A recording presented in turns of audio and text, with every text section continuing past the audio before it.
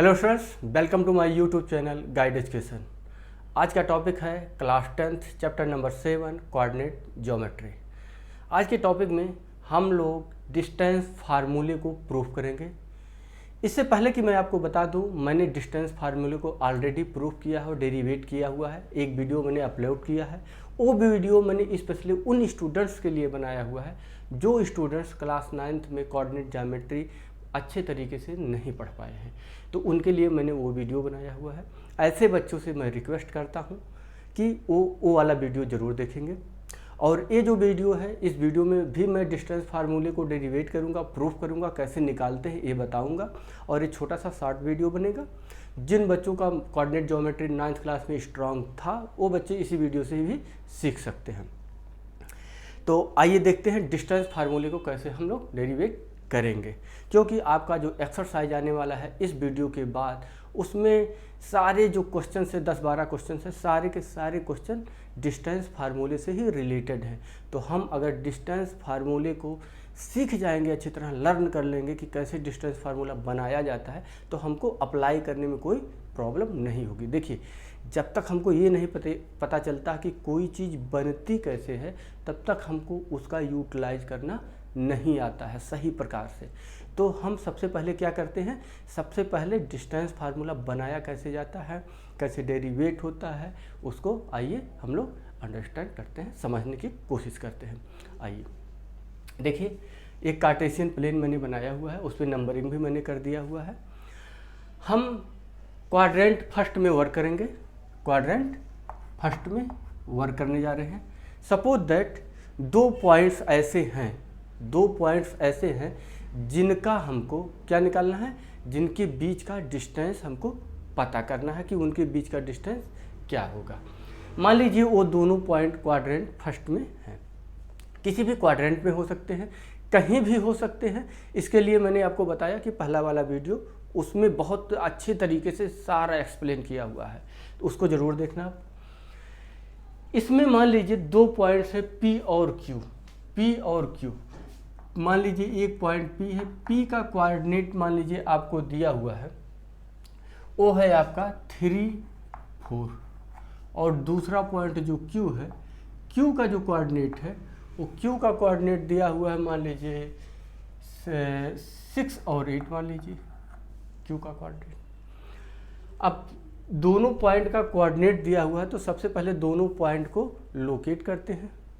Locate कैसे करेंगे, देखिए दोनों पॉइंट्स क्या है, दोनों पॉइंट्स के नंबर क्या है, पॉजिटिव है। एब्सिसा और ऑर्डिनेट दोनों पॉजिटिव है, तो एब्सिसा और ऑर्डिनेट दोनों अगर पॉजिटिव हैं तो क्वाड्रेंट फर्स्ट में आएगा। ये आपको पता ही है, क्योंकि क्वाड्रेंट फर्स्ट में सारे पॉजिटिव नंबर्स आते हैं। एक्स एक्सिस का भी पॉजिटिव नंबर आता है, वाई एक्सिस का भी पॉजिटिव नंबर आता है। तो पहले लोकेट करते हैं पॉइंट P को। पॉइंट P को लोकेट करना है 3 और 4। 3 क्या है, एब्सिसा। एब्सिसा किसको रिप्रेजेंट करता है, एब्सिसा रिप्रेजेंट करता है एक्स एक्सिस के नंबर्स को। किसको, एक्स एक्सिस के नंबर्स को। तो जो एब्सिसा 3 है पॉइंट P का, वो एक्स एक्सिस का जो नंबर 3 है उसको रिप्रेजेंट कर रहा है। तो इस 3 से क्या करेंगे हम लोग, पॉइंट को पता करने के लिए इस 3 से हम परपेंडिकुलर एक डालते हैं। इस 3 से एक परपेंडिकुलर डाल देते हैं।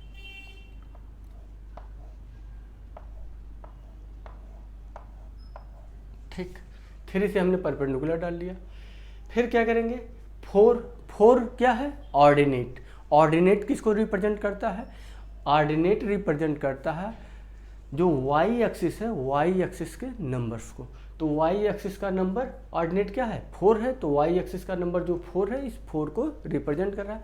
तो हम एक 4 से क्या करते हैं, 4 से भी परपेंडिकुलर डालते हैं। और ये जहाँ पर कट करेगा, ये पॉइंट आपका क्या हो जाएगा, ये पॉइंट आपका मिल गया P। इसको नाम दे दिया गया P। इसी तरीके से हम लोग क्या करते हैं, पॉइंट Q को देखते हैं। पॉइंट Q क्या है, 6 और 8। तो 6 एक्स एक्सिस पे देखेंगे तो 6 यहाँ आपको मिल रहा है, एक्स एक्सिस पे 6 आपको कहाँ मिल रहा है, आपको यहाँ मिल रहा है। तो यहाँ से आप परपेंडिकुलर डालेंगे,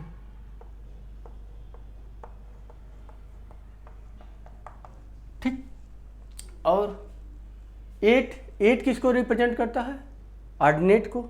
8 किसको रिप्रेजेंट कर रहा है? क्यू में देखो ए एब्सिसा होता है, ए ऑर्डिनेट होता है, ए एब्सिसा है, ए ऑर्डिनेट। जो कोऑर्डिनेट का फॉर्मेशन है, कैसे कोऑर्डिनेट लिखा जाता है? पहले एब्सिसा फिर ऑर्डिनेट। तो ऑर्डिनेट क्या है आपका?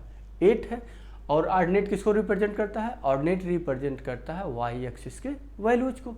तो वाई एक्सिस पर हम लोग चलेंगे और वहाँ पर 8 कहाँ पर है? यहाँ पर है।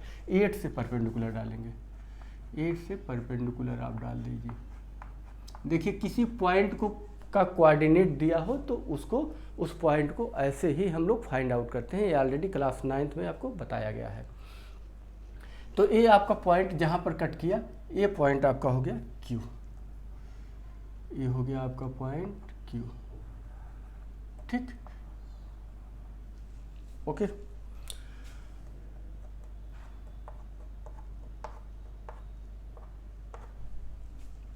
अब हमको क्या चाहिए? P और Q के बीच का डिस्टेंस। P और Q के बीच का डिस्टेंस चाहिए। P का कोऑर्डिनेट 3, 4 है, Q का 6, 8 है। कोऑर्डिनेट पता हो, दो पॉइंट्स का कोऑर्डिनेट अगर पता हो तो उन पॉइंट्स के बीच का डिस्टेंस क्या होता है वही हमको पता करना है, फाइंड आउट करना है। वही फार्मूला हमको फाइंड आउट करना है। हमने क्या क्या किया हुआ है? देखिए पॉइंट P पता करने के लिए पॉइंट P के एब्सिसा और ऑर्डिनेट से, पॉइंट P के एब्सिसा और ऑर्डिनेट से परपेंडिकुलर डाला। पॉइंट Q पता करने के लिए पॉइंट Q के एब्सिसा और पॉइंट Q के ऑर्डिनेट से परपेंडिकुलर डाला। जहाँ एक एब्सिसा और ऑर्डिनेट दोनों एक दूसरे को कट करते हैं वही आपका वो पॉइंट बन जाता है। तो ये P पॉइंट बना, ये Q पॉइंट बना। P और Q के बीच का हमें डिस्टेंस पता करना है। अब P और Q के बीच का डिस्टेंस पता करने के लिए आप देखिए, डिस्टेंस पता करने का क्या तरीका है? या तो आप मेजरमेंट कर लो, या तो आप उसको मेजरमेंट कर लो, नाप लो, या तो कोई दूसरा ऐसा ट्रिक लगाओ कि कोई लाइन दिया हुआ है, उस लाइन की डिस्टेंस निकल जाए। तो देखिए जो मेजर करने का सबसे बढ़िया तरीका होता है, कोई लाइन के बारे में कोई लाइन दिया हुआ है, उस लाइन का डिस्टेंस पता करने के लिए उस लाइन के आसपास दो ऐसी और लाइनों को अगर इन्वेंट कर लिया जाए ताकि उस लाइन के थ्रू एक ट्राइंगल बन जाए, और वो ट्राइंगल कैसा हो? राइट एंगल ट्राइंगल हो। तो वहाँ पर क्या हम पाइथागोरस थ्योरम PGT का यूज करके हम क्या करेंगे? उन दोनों पॉइंट के बीच का डिस्टेंस निकाला जा सकता है। जैसे मान लीजिए ये PQ है, तो PQ में अगर हम P से यहाँ P से ये जो P4 से क्या किया गया था? 4 से P पर क्या डाला गया था? परपेंडिकुलर। यही परपेंडिकुलर हम थोड़ा सा और आगे बढ़ा दें,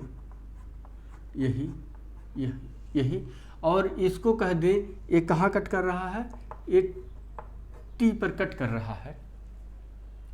तो यह PQT एक ट्रायंगल हो जाएगा, और PQT एक ट्रायंगल हो जाएगा।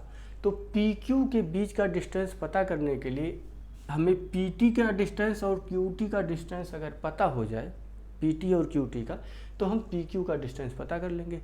क्योंकि PT और QT का डिस्टेंस हम पता कर सकते हैं क्योंकि हमारे पास P और Q का कोऑर्डिनेट है। उसी कोऑर्डिनेट के हेल्प लेके हम पता कर लेंगे। कैसे पता करेंगे? देखिए P का कोऑर्डिनेट आपका क्या है? 3 और 4। यहीं पर लिख देते हैं कोऑर्डिनेट भी इसका क्या है? 3 और 4 लिख देते हैं भाई, 3, 4 दिख रहा होगा। और Q का कोऑर्डिनेट लिख देते हैं 6, 8। ये भी दिख रहा है आपको। अब देखिए इसका 6 है, इसका 6, 8 है, इसका 3, 4 है।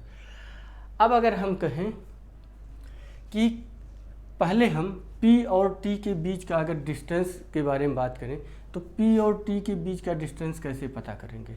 सबसे पहले देखिए जो ये लाइन जो 3 से P को मिलाने वाली जो लाइन है, 3 से P को मिलाने वाली जो लाइन है, जो परपेंडिकुलर डाला गया था P पॉइंट पता करने के लिए, उसका एक नाम दे देते हैं। क्या नाम देते हैं? इसको दे दो नाम R और S। R और S दिख रहा है?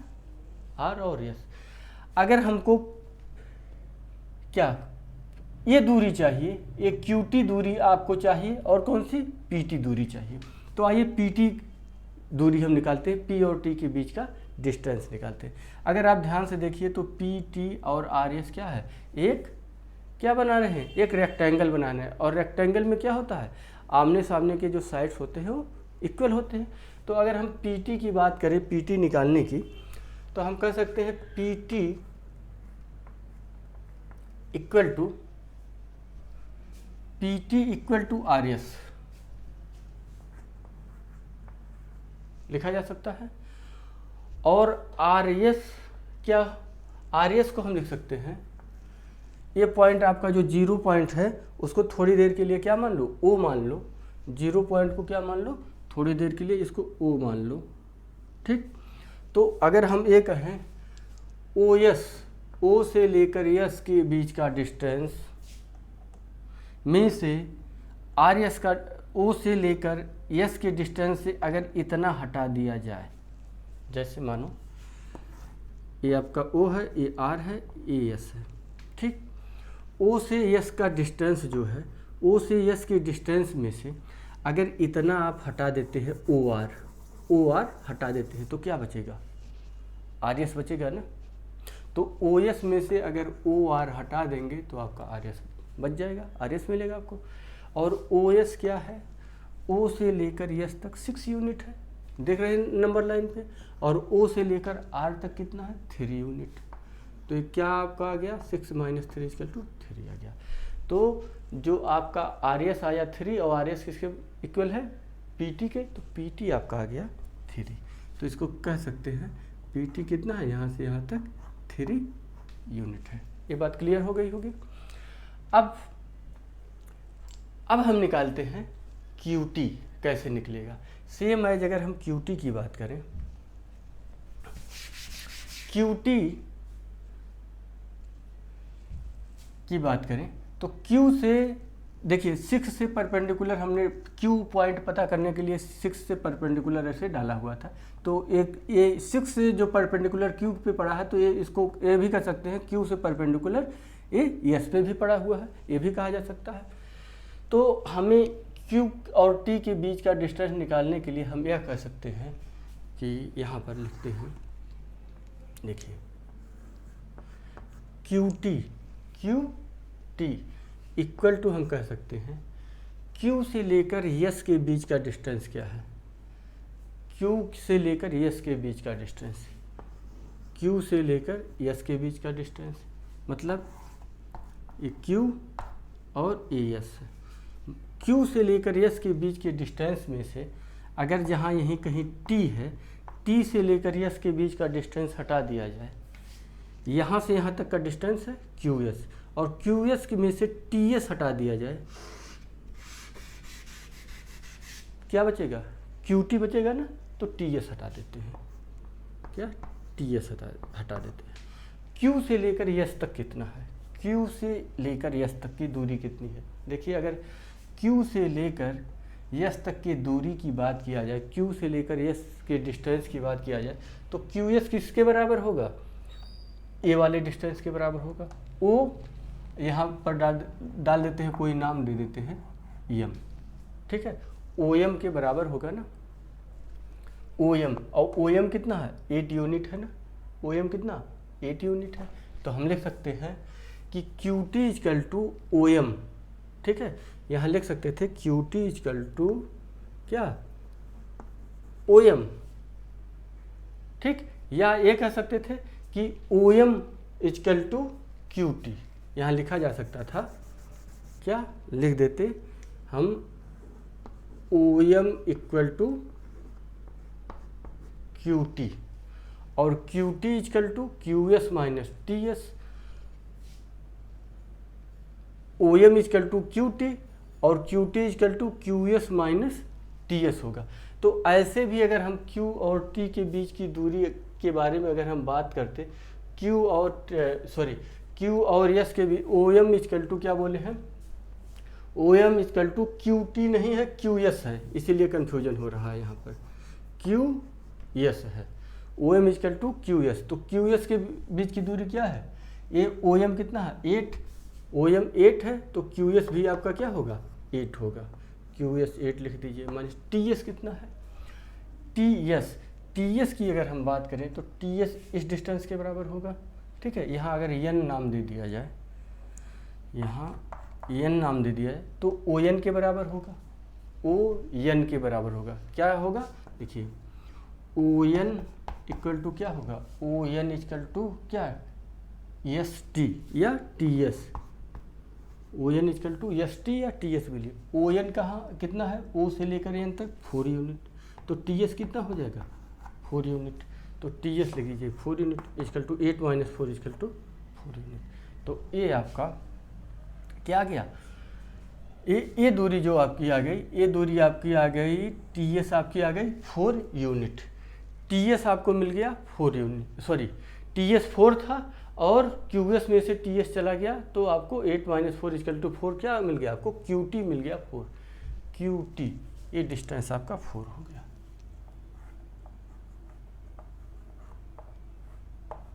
ओके, ये क्लियर है।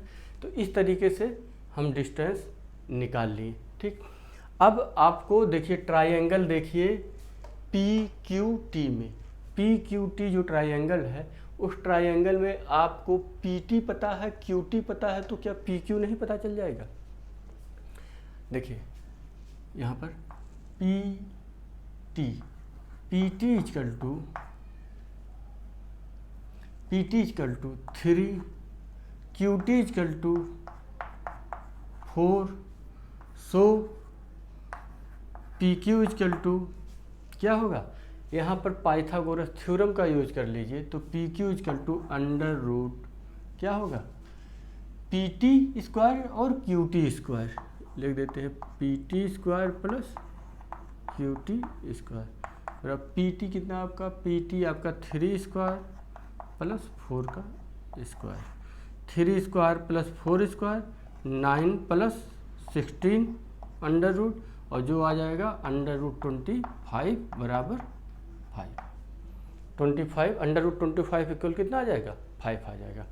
तो ये कितना डिस्टेंस आ गया, ये डिस्टेंस आपका 5 आ गया। तो PQ का डिस्टेंस हम लोगों ने निकाल लिया। ये हमने अभी फार्मूला नहीं बनाया है, ये अभी हमने सिर्फ डिस्टेंस कैसे निकाला जा सकता है दो पॉइंट्स के बीच का, वो हमने पता कर लिया। अब ये है डिस्टेंस हमने निकालने के लिए क्या क्या किया, P और Q का क्या हमको क्या पता था, कोऑर्डिनेट पता था।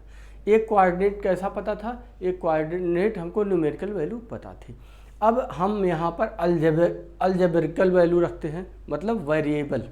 अभी तो क्या था, कांस्टेंट वैल्यू P और Q, एब्सिसा और ऑर्डिनेट क्या था, एब्सिसा और ऑर्डिनेट कांस्टेंट वैल्यू था। ठीक है, या कह दीजिए नॉन वेरिएबल या न्यूमेरिकल या नंबर, यही थे। अब हम वहाँ पर वेरिएबल रखेंगे, जैसे x y z ये नंबर। अब अगर हम कह दें कि P का जो P है, P का कोऑर्डिनेट x1 y1 है और Q का कोऑर्डिनेट x2 y2 है। P का x1 y1 और Q का क्या है x2 y2 है। तब क्या करेंगे, तब कैसे पता लगाएंगे, तब देखिए P का कोऑर्डिनेट हम यहाँ पर लिख देते हैं x1 y1 और Q का कोऑर्डिनेट लिख देते हैं यहाँ पर x2 y2। अब जब P का कोऑर्डिनेट x1 y1 और Q का x2 y2 हो गया, अब इनके बीच अब PT और QT कितना होगा, अब ये डिस्टेंस हमको निकालना पड़ेगा ना, PT और QT। अब PT और QT निकालिए। अब कैसे निकलेगा PT और QT, अब देखिए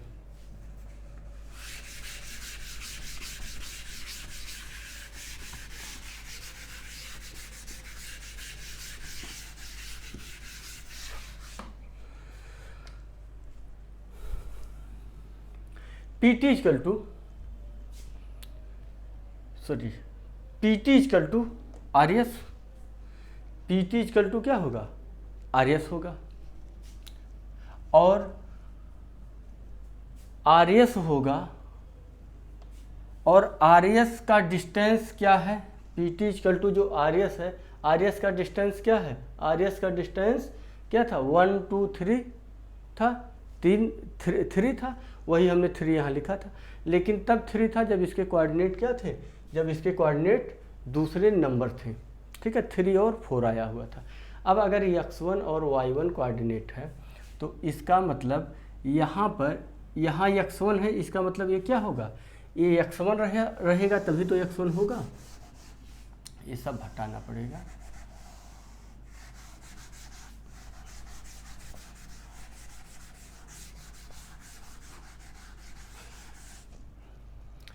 P का कोऑर्डिनेट x1 है, इसका मतलब ये डिस्टेंस x1 होगा यहाँ से लेकर यहाँ तक, ठीक। ये P का ऑर्डिनेट कितना, एब्सिसा x1 है, तो यहाँ से यहाँ तक का डिस्टेंस क्या होगा, x1 होगा, तभी तो यहाँ x1 लिखा है। ये ऑर्डिनेट y1 है, तो इसका मतलब यहाँ से यहाँ तक का डिस्टेंस क्या होगा, ये y1 होगा, यहाँ से यहाँ तक का डिस्टेंस y1 होगा, और यहाँ से यहाँ तक का डिस्टेंस x1 होगा। Q x2 है, तो इसका मतलब यहाँ से लेकर यहाँ तक का डिस्टेंस x2 होगा, O से लेकर S तक, और यहाँ से लेकर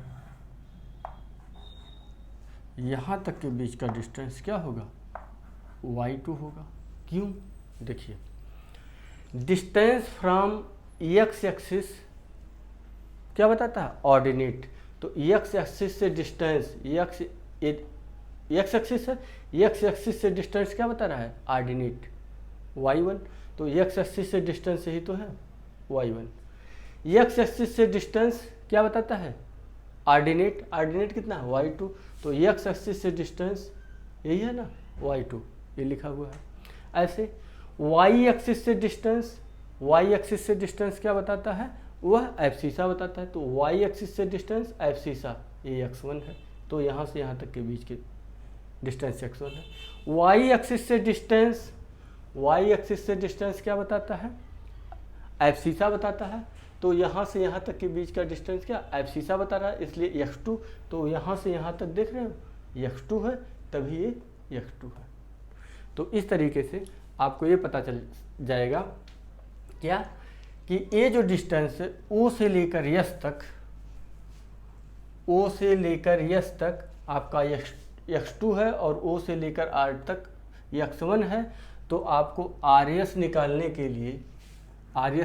के लिए क्या करना पड़ेगा, फिर वही काम करना पड़ेगा, OS माइनस क्या OR, और OS आपका क्या है x2 माइनस x1, ये आपका आ गया PT, क्या आ गया, ये आ गया आपका PT आ गया। अब PT कितना हो गया, ये 3 की जगह पर x2 माइनस x1, इसको लिख दो x2 माइनस x1, ठीक।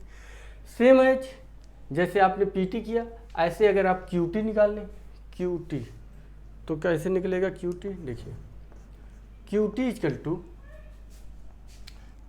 इक्वल टू कितना होगा, इसके बराबर होगा जो यहाँ लिखे थे m और n, m और n। mn कैसे निकलेगा, mn निकालने के लिए आप क्या करोगे, OM माइनस ON, OM में से ON चला जाएगा तो mn बचेगा, OM माइनस ON, OM में से ON चला जाएगा तो mn बचेगा। OM कितना है, O से लेकर M तक y2 है आपका, O से लेकर N तक कितना है, O से लेकर N तक आपका y1 है। तो क्या मिल गया, QT आपका मिल गया ये y2 माइनस y1, QT हो गया ये y2 माइनस y1। अब आपको PT पता है, QT पता है, तो क्या PQ नहीं निकाल लेंगे, PT क्या पता है आपको, PT पता है x2 माइनस x1, QT पता है y2 माइनस y1, तो PQ इक्वल टू क्या होगा, क्योंकि वो राइट एंगल ट्रायंगल है तो क्या करोगे, इसमें PGT लगा दोगे, तो PGT लगाओ तो PQ क्या हो जाएगा आपका PT का स्क्वायर प्लस QT का स्क्वायर। PT आपका कितना है x2 minus x1, x2 minus x1 का square plus y2 minus y1 का स्क्वायर, अंडर रूट कर दो। ये आपका आ गया PQ। यही आपका फार्मूला है। PQ इक्वल टू क्या x2 माइनस x1 का square under root plus y2 minus y1 का स्क्वायर। अब इसमें समझने वाली क्या बात है, देखिए इसमें जो समझने वाली बात है, अगर आप ध्यान दीजिएगा इस पर तो आपको एक चीज़ दिखेगा कि जो दो पॉइंट्स हैं P और Q जिनके कोऑर्डिनेट क्या हैं x1 y1 और x2 y2 है, तो उनके बीच का डिस्टेंस पता करने के लिए आप क्या करोगे x2 माइनस x1 मतलब पॉइंट Q के एब्सिसा से पॉइंट P के एब्सिसा को सब्ट्रैक्ट कर दोगे। पॉइंट P Q के एब्सिसा से पॉइंट P का एब्सिसा सब्ट्रैक्ट है, और यहाँ क्या है पॉइंट Q के ऑर्डिनेट से पॉइंट P के ऑर्डिनेट को सब्ट्रैक्ट कर दिया गया है। सब्ट्रैक्ट करके इनको स्क्वायर किया गया है और ऐड कर लिया गया है और उसका अंडर रूट कर लिया गया है। ओके, यही चीज़ सिर्फ किया गया है। मतलब ये तो यहाँ पर जो PGT लगाया गया है वो तो आप देख ही रहे हैं। तो कुल मिला के ये कहा जा सकता है कि PQ equal to under root PT equal to under root क्या ABS एब्सिसा किसका एब्सिसा Q, एब्सिसा किसका abscissa of Q, abscissa of Q minus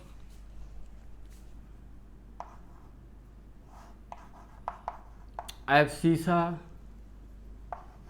of P और इसका क्या स्क्वायर, फिर प्लस अभी अंडर रूट में ही है, ठीक है, प्लस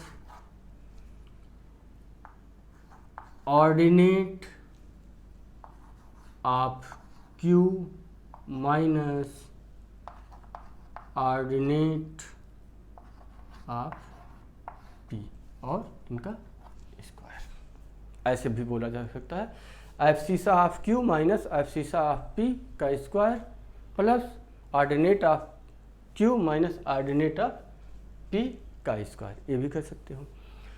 अब दूसरी बात इसमें आ रही है कि abscissa of Q minus abscissa of P मतलब Q के एब्सिसा से P के एब्सिसा को सब्ट्रैक्ट किया गया, Q के ऑर्डिनेट से P के ऑर्डिनेट को सब्ट्रैक्ट किया गया, तो Q के ही Q से P को सब्ट्रैक्ट किया गया है ना, Q से P को सब्ट्रैक्ट किया गया है।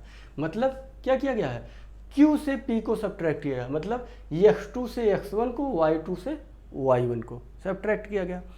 तो क्या P से Q को नहीं सब्ट्रैक्ट किया जा सकता है? किया जा सकता है।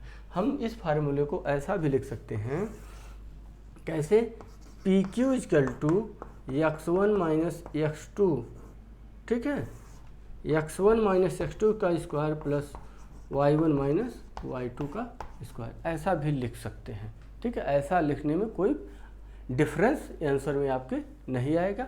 किसी के एब्सिसा, किसी भी पॉइंट के एब्सिसा से दूसरे पॉइंट के एब्सिसा को सब्ट्रैक्ट करो और किसी भी पॉइंट के ऑर्डिनेट से दूसरे पॉइंट के ऑर्डिनेट को सब्ट्रैक्ट करो, कोई डिफरेंस नहीं आएगा। आप ऐसा करके देखोगे तो कोई डिफरेंस नहीं आएगा। होता क्या है, अगर कोई नंबर बड़ा होगा तो बड़े में से छोटा अगर सब्ट्रैक्ट करोगे तो पॉजिटिव आएगा, लेकिन छोटे में से बड़ा करोगे। देखिए कोई नंबर सपोज कीजिए 7 है, 7 माइनस 5 करोगे, स्क्वायर करोगे तो क्या आएगा 2 का स्क्वायर, तो भी आपको क्या मिलेगा 4। और 5 माइनस अगर 7 करोगे उसका स्क्वायर, 5 माइनस 7 माइनस 2 और माइनस 2 का स्क्वायर वो भी 4 आएगा। तो डिफरेंस नहीं आएगा, आंसर में आपके डिफरेंस नहीं आएगा। तो ये भी आप कर सकते हो। अब बात और थोड़ी सी इसमें रह गई है कि अगर एक पॉइंट, मान लीजिए एक पॉइंट P यहाँ था, Q यहाँ पर था, अगर मान लीजिए इसमें से P और Q में से अगर एक पॉइंट आपका 0 0 पर हो, मतलब O पॉइंट पर हो या 0 पॉइंट पर हो, ठीक है, मतलब x1 y1 या x2 y2 में से एक जीरो हो, तो अगर एक आपका जीरो हो जाएगा, कोई भी पॉइंट मान लीजिए x2 y2 को हम जीरो कर देते हैं। क्यों जीरो करेंगे कि x2 y2 कहाँ पर है, मान लीजिए यहाँ पर है ये पॉइंट। तो अगर ऐसा करेंगे तो उस टाइप पे फार्मूला क्या निकल के आएगा उसको भी देख लेते हैं।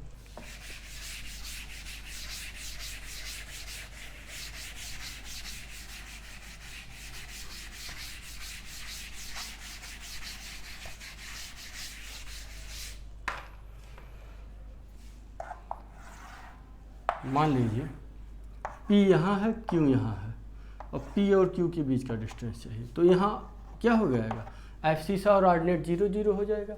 और ये क्या होगा, ये मान लीजिए x2 y2 है, ठीक। तो फार्मूले में x1 y1 की जगह क्या 0 0 रख देते हैं, तो क्या फार्मूला बनेगा आपका, x1 माइनस x2 का square plus y1 minus y2 का स्क्वायर। ये लिख सकते हैं। कौन सा जीरो है भाई, ये जीरो है, x1 जीरो है, 0 माइनस x2 का स्क्वायर प्लस 0 माइनस y2 का स्क्वायर। x1 और y1 क्या है, ये जीरो है। तो 0 माइनस x2 क्या आएगा, 0 माइनस x2 अगर करोगे तो भी माइनस x2 का स्क्वायर प्लस माइनस y2 का स्क्वायर, और माइनस x2 का square minus x2 into minus x2, तो माइनस माइनस प्लस हो जाएगा। तो ये हो जाएगा अंडर रूट x2 का स्क्वायर प्लस y2 का स्क्वायर। x2 और y2 क्या है, x2 और y2 Q पॉइंट के एब्सिसा और ऑर्डिनेट है। इसका मतलब अगर एक पॉइंट जीरो पर है, एक पॉइंट आपका वर्जिन पॉइंट पे है और एक पॉइंट कहीं और है, एक पॉइंट वर्जिन पे है और एक पॉइंट कहीं और है, तो जो पॉइंट वर्जिन पे है उसको कुछ नहीं करना, बिल्कुल नहीं उसको छेड़ना। जो पॉइंट दूसरी जगह पर है, ठीक है, उस पॉइंट के एब्सिसा का स्क्वायर कर दो, उस पॉइंट के ऑर्डिनेट का स्क्वायर कर दो। उस पॉइंट के एब्सिसा का स्क्वायर हुआ है, उस पॉइंट के ऑर्डिनेट का स्क्वायर हुआ है, ठीक। और वो ऐड करके उसका क्या करोगे, अंडर रूट कर लोगे, और वैल्यू जो आएगा वही आपका वैल्यू होगा। अगर एक पॉइंट कहाँ पर है, ओरिजिन पॉइंट पर है। तो ये रहा आपका डिस्टेंस फार्मूला, और यही फार्मूला आपको यूटिलाइज होगा। एक चीज़ आप ध्यान रखना, एब्सिसा माइनस एब्सिसा याद क्या क्या क्या करना है आपको, abscissa minus abscissa, ordinate minus ordinate, ठीक। एब्सिसा किसी भी पॉइंट का एब्सिसा ले लो और किसी भी पॉइंट का ऑर्डिनेट ले लो, मतलब दो पॉइंट हैं, तो दो पॉइंट P और Q जो भी पॉइंट है, चाहे P का एब्सिसा ले लो चाहे Q का एब्सिसा ले लो, एक दूसरे को में से घटा दो, एक दूसरे में से सब्ट्रैक्ट कर दो। ये नहीं कि P में से Q घटाओ, या ठीक है, ये कोई ज़रूरी नहीं है। आप P में से Q घटाओ चाहे Q में से P घटाओ, कोई डिफरेंस नहीं आएगा। क्वेश्चन करेंगे तो आपको करके दिखाएंगे, तो आपका जो कॉन्फिडेंस लेवल है वो इंक्रीज हो जाएगा। तो इस तरीके से फार्मूला निकालते हैं, यही है आपका फार्मूला। अगर आपको वीडियो पसंद आ रहा हो तो वीडियो को हमारे लाइक कीजिए, शेयर कीजिए। चैनल पे अगर आप लोग नए हैं तो चैनल को सब्सक्राइब भी कर लीजिए, और डेली हमारे वीडियोज़ को देखते रहिए, अपनी नॉलेज को इंक्रीज करते रहिए। Thanks for watching my video.